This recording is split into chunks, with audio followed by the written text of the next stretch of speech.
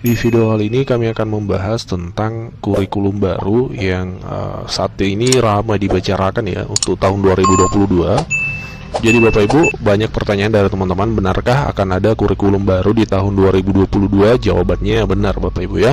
Ini sudah disampaikan oleh Kemdikbud di acara perayaan Hari Guru Nasional kemarin. Nah, untuk membahas lebih lanjut terkait kurikulum 2022 ya, atau biasa disebut dengan kurikulum prototype ya.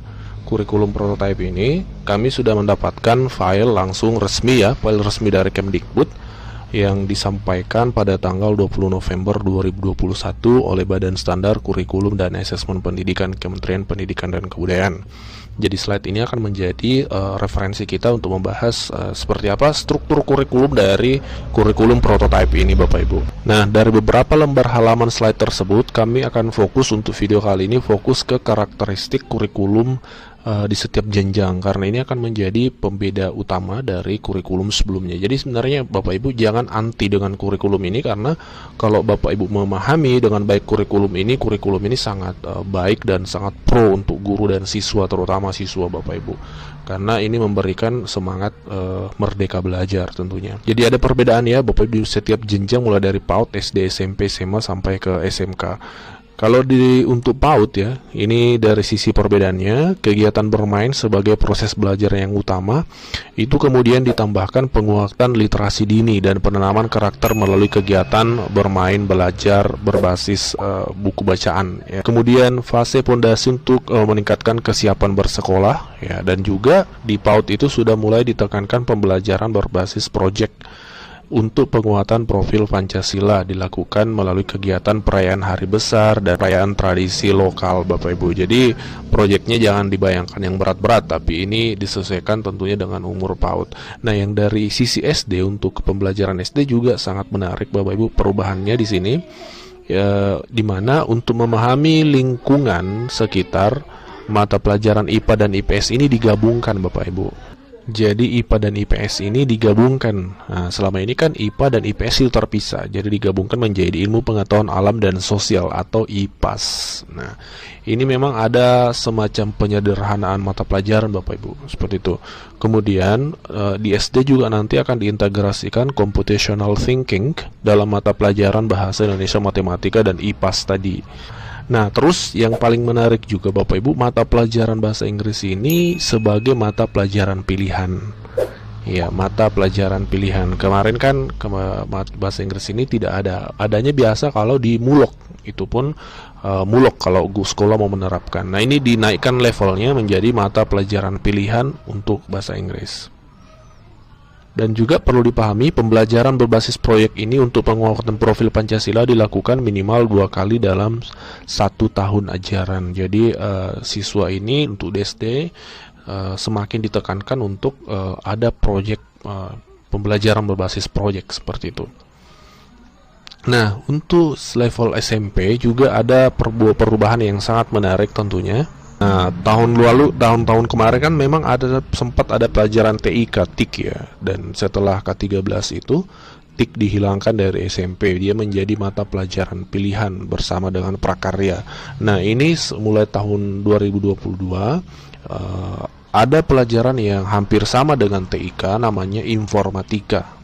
Informatika ini bahkan menjadi mata pelajaran wajib Bapak Ibu. Adapun untuk mata pelajaran informatika ini, panduan untuk guru akan disiapkan untuk membantu guru-guru pemula, sehingga nanti guru yang mengajarkan informatika ini tidak harus berlatar belakang pendidikan informatika. Nah, seperti itu Bapak Ibu. Kemudian pembelajaran berbasis proyek untuk penguatan profil Pancasila dilakukan minimal 3 kali dalam 1 tahun ajaran. Juga ditekankan untuk ada pembelajaran berbasis proyek ya, seperti itu. Nah, seperti apa untuk jenjang SMA? Kemudian dan juga memilih mata pelajaran kelompok MIPA, kelompok IPS, bahasa, dan keterampilan vokasi sesuai minat, bakat, dan aspirasinya, seperti itu Bapak Ibu. Nah, ini yang menampak dari untuk jenjang SMA kurikulum prototype itu. Nah, kemudian juga ditekankan pembelajaran berbasis proyek untuk penguatan profil Pancasila minimal 3 kali dalam 1 tahun ajaran. dan pelajar menulis esai ilmiah sebagai syarat kelulusan, Bapak Ibu. Ini menarik nih. Syarat kelulusan untuk SMA itu wajib menulis esai ilmiah. Jadi kalau di S1 kita ada skripsi, di S2 ada tesis, di S3 ada disertasi, di SMA itu ada esai ilmiah. Jadi ini siswa memang diarahkan untuk berpikir kritis, sistematis, yang dituangkan dalam bentuk tulisan, Bapak Ibu. Jadi dia menjadi syarat kelulusan. Nah, untuk jenjang SMK ini juga sangat-sangat menarik dan sangat perlu kita support, Bapak Ibu, yaitu dunia kerja dapat terlibat dalam pengembangan pembelajaran. Jadi dunia kerja perusahaan apa ya, kemudian semisal perusahaan itu bisa terlibat dalam pengembangan pelajaran. Kemudian strukturnya lebih sederhana dengan dua kelompok mata pelajaran, yaitu umum dan kejuruan.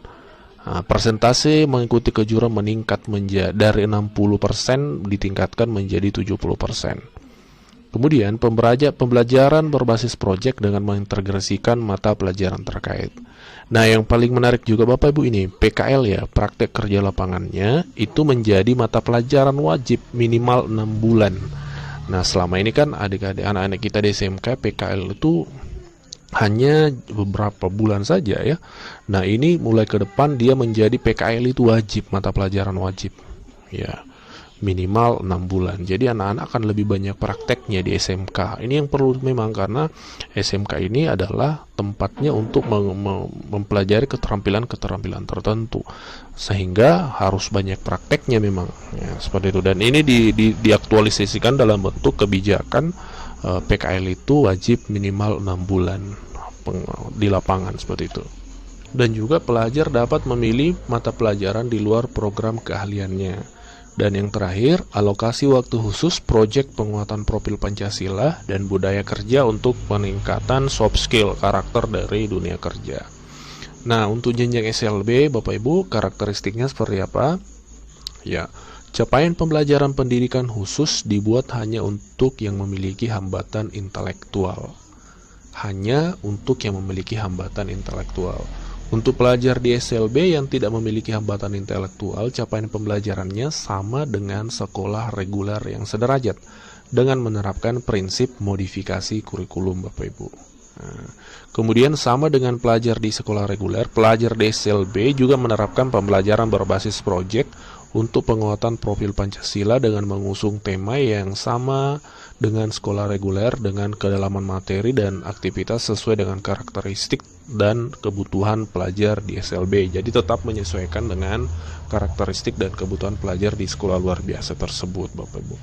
Nah, inilah karakteristik kurikulum prototype di setiap jenjang. Demikian info yang kami bahas untuk video kali ini. Sekali lagi, video ini fokus ke karakteristik kurikulum, Bapak Ibu ya. Kami belum membahas lebih jauh lagi, kita akan bahas di video selanjutnya. Terima kasih dan Assalamualaikum warahmatullahi wabarakatuh.